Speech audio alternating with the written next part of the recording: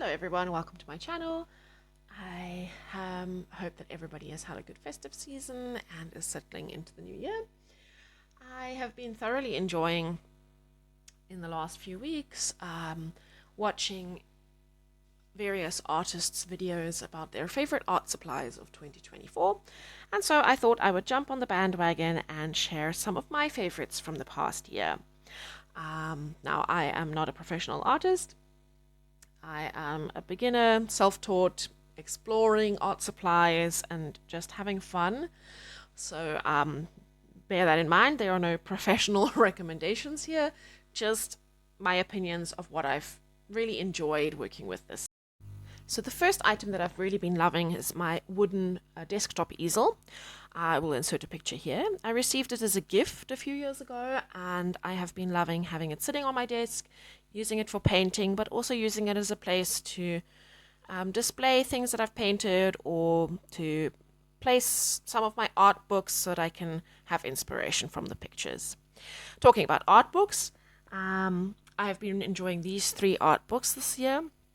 The first one is a book about perspective, and it's got lots of great instruction and illustrations and examples and even some activity pages at the end of it to explain, different points of perspective, and it's a really interesting book. Beautiful, beautiful drawings in it. So I've been really enjoying that book. The second book that I've been enjoying is a more for the fundamentals of sketching, composition, value. It's more about graphite sketches, but I've found it really helpful, and it's also got some beautiful instructions and drawings in it. And the last book that I've really been enjoying is this sort of coffee table book on mastering the art of landscapes. This book has landscapes in various different mediums: pastels, watercolor, oils. It's got all sorts of different things in it, but it's got instructions for each one of the process of making the landscape, and it's got beautiful, beautiful pictures in it, as well as some instructions in the beginning about supplies and things. So this has also been a really beautiful and inspiring book to enjoy, especially for someone like me who loves particularly landscape painting. So this has been really nice. Moving on then to my actual art supplies.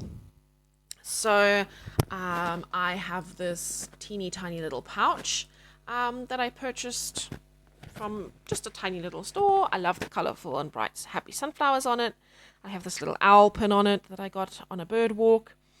And it's the perfect size to just throw in my little watercolor travel palette, a travel brush, a pencil, and, ready to go. I have been very much enjoying this Faber-Castell collapsible water pot. As you can see, it is very much used and could use a good clean. But I use it just, for water. What I do love is that it has this sort of deckled edge almost, so I can pop my brush on top of it and my brush doesn't run away from me while I'm busy painting and leave streaks of paint across my white table. The next item I've been enjoying is this Cum pencil sharpener. It has two openings. So the first opening that you would use on the left-hand side sharpens the wood of the pencil. And if you look carefully, you'll see that the actual lead of the pencil is kind of lumpy and bumpy and not properly sharpened. But when you put it in the other side, it sharpens the lead, and you can get it to a really nice sharp point. And I also like the length of the way that it sharpens, especially with watercolor pencils. I will sometimes go in with my paintbrush and just rub my paintbrush on the lead of the pencil, and so that is really helpful with that if I have a nice long lead. Then I have been enjoying this Faber-Castell kneaded eraser. It's great. I can pull off as much as I need. I can, put it in whatever form or shape I need. And I particularly like it if I make a pencil sketch prior to painting, that I just sort of rub it across and just lift a little bit of the graphite so that the pencil sketch is not visible when I'm done painting. Then I also have this simple little spray bottle, just picked up in a travel section. It's great for activating my paints. I have really been enjoying also this very simple plastic palette. I use it particularly with my watercolor pencils more than my actual paints. And I just wet it slightly, and then I go in with my watercolor pencils and kind of just scribble a bit of the lead into the palette, and then I can use that as paint, as a watercolor paint. Instead of drawing with the pencil on the paper directly, I can use the color as a paint from the palette, which I've been doing quite often and found quite an interesting way of doing things. My favorite pencil for sketching has been this Mars Lumograph pencil by Staedtler. It's a 3B. I have them in several different graphite levels, but it's been perfect for just getting down basic sketches. I have started playing around with watercolor pencils this year. It's still something that I'm not particularly comfortable, familiar with, but I'm trying to get into it. I've been using this Albrecht Dürer in pine green. You will see that a lot of my favorite colors are greens because I do a lot of landscapes. And then these Inktense pencils. I've been enjoying really also dark sort of foresty colors. The Ionian green by Inktense, the iron green. Fern is a beautiful color. Beach green is a beautiful color. So I've really been enjoying these Inktense pencils. I've also enjoyed in the Inktense range the Bark pencil. It is a brown, but it has a sort of a little bit of a purple undertone, which gives a bit of depth to the color, which is really pretty. So this is where editing me saw that my sketchbook was not actually in the shot, in the frame. So here is just a picture of what the swatches looked like. On the bottom we have the pine green on the left side from Albrecht Dürer, and then we have the Ionian green from Inktense, iron green from Inktense, beach green from Inktense, and leaf green from Inktense. And on the top left hand side we have the bark, and then we have the dark purple, and then we have my shadow color that I've been using with the combination between the indigo and the dark purple in a very, very light wash that I've just been enjoying. So yeah, here are the swatches of the colors. So the next big hero in my art practice this year has definitely been my Talens Art Creations sketchbooks. They have them in all sorts of different sizes. I particularly like this small little square one.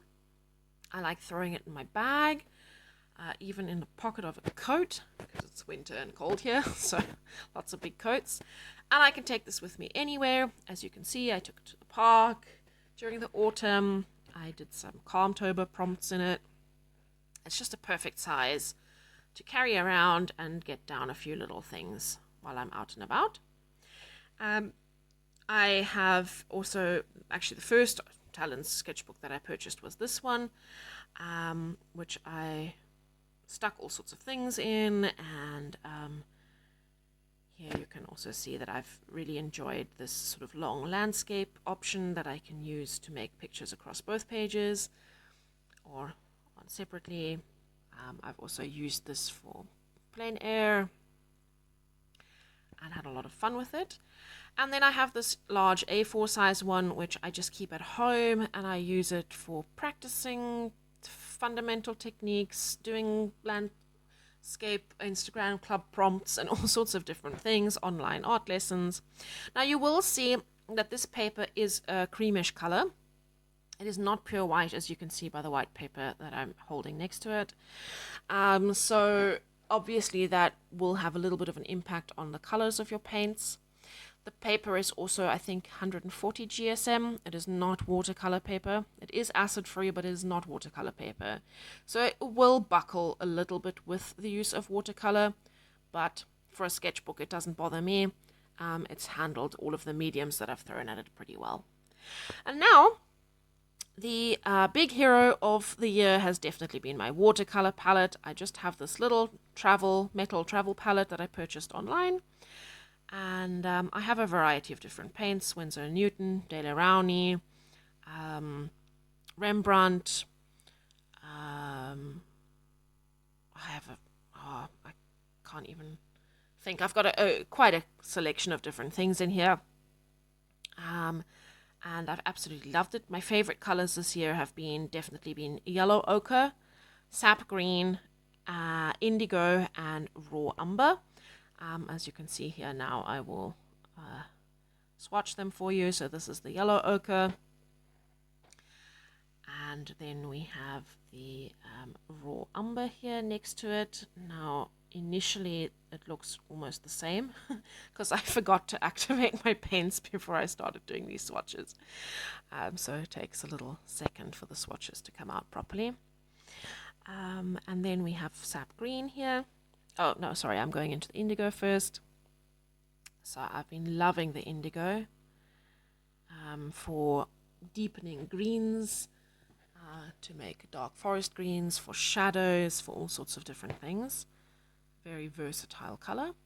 And then on the end I have here my sap green, which has been one of my absolute favorite colors for landscapes.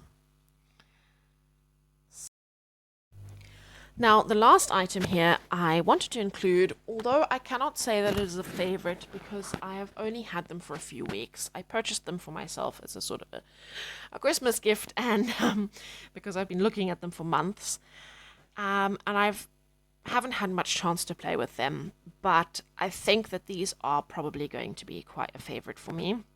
And these are the Derwent drawing pencils.